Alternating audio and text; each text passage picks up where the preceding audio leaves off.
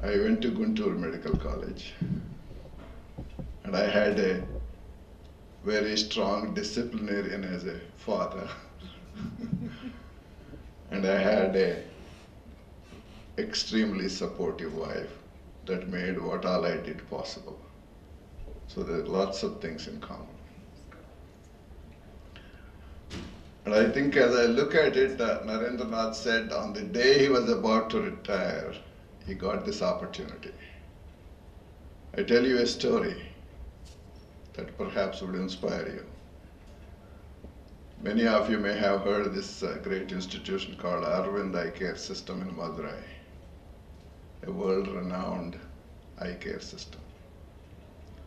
The founder of that was a gentleman called Dr. Venkataswamy, crippled with psoriatic arthritis most of his life, yet he was an excellent surgeon with the deformed hands. He was in the government service of Composite Madras State and later on Tamil Nadu government service, and became the head of the Department of Ophthalmology at the Madurai Medical College, government Erskine Hospital there. When he joined, it was about 2 beds and a small department of ophthalmology. When he retired 15 years later, that department was an independent eye institute within that government hospital and as big as the rest of the hospital put together. He achieved that in a government setting. While we hear today from most of the people in government sector of all the obstacles they face every day. But he had the same obstacles, but he achieved it. But what is more important for you is, after he retired, he founded the Arvind Eye Hospital. And today, it is the biggest eye hospital in the world. So, there are immense possibilities. It serves a lot of people. It educates a lot of people of different cadres. It transforms the life of many people. It does research. It is a global resource center in the prevention of blindness. So Dr. Narendranath, you have an opportunity to make NIMS into one such institution.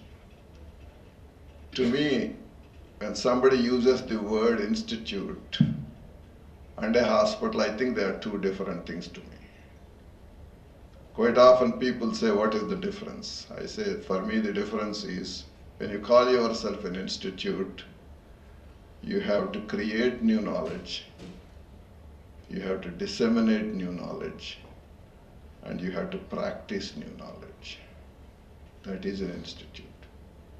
If you provide good quality care to people who need it, just that, you are a hospital. So that is the difference.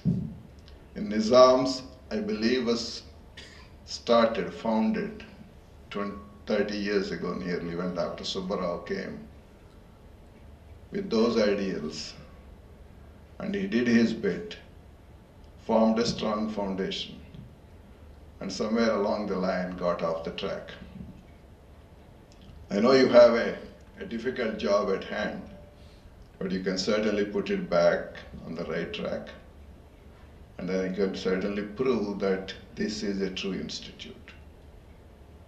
Because this part of India, I don't know what to call it any longer, it is still Andhra Pradesh, I guess, but needs such institutions. Because I do not know of any high quality academic medical institution in the state today. And that's what you have to provide. And all of us in Hyderabad are behind you to help you. About law, I hardly have any knowledge, sir, Nageshwara garu, so you'll have to pardon me for my ignorance. The only connection I have with the legal profession is my daughter and son-in-law, both are lawyers. So I know a little bit of what they do, but they don't do at least my son-in-law is in the area of advocacy, fighting for, they're both very passionate about human rights and all the injustice in this world. And they try to fight for that. So they are not in the right sense the true lawyers, but they are using law as a tool to try and help people. So that's my only connection to the legal profession. But I think your story is a story of inspiration. And there's so many village boys out there who, given the right direction, right opportunity, right friends and teachers that Narendra spoke about, can make a whole lot of difference.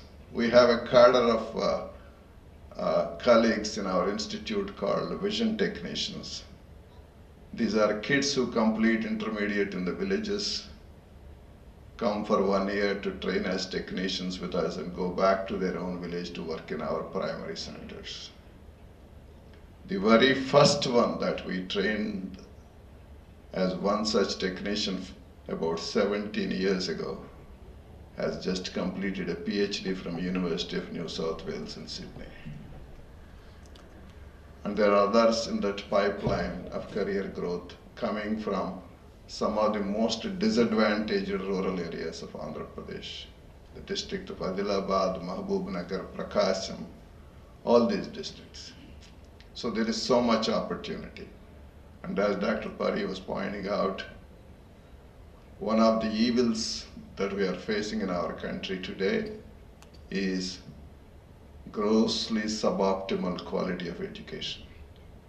It's not just in medical education, it is across all sectors of education.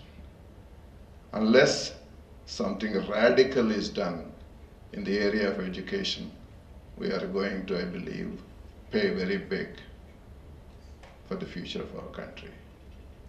And I think all of us in this room who have passion for that and for our own children's sake and grandchildren's sake should try and work for that transformation. In the area of healthcare, we should make sure that every one of our people get the quality of care that they deserve, whether they live in the remotest rural areas or tribal areas, or in the metropolises of Bombay or Delhi, or Bangalore or Hyderabad. So that's where I think the legal profession and medical profession can have a confluence, bringing compatibility between excellence and equity. And L.V. Prasad Eye Institute has just done an experiment trying to do that. And to a large extent, because of the immense support that we have received from the communities, friends from everywhere, we have been able to succeed. And with that, I believe strongly Dr. Koteswarao and his institution can certainly do that in other specialties.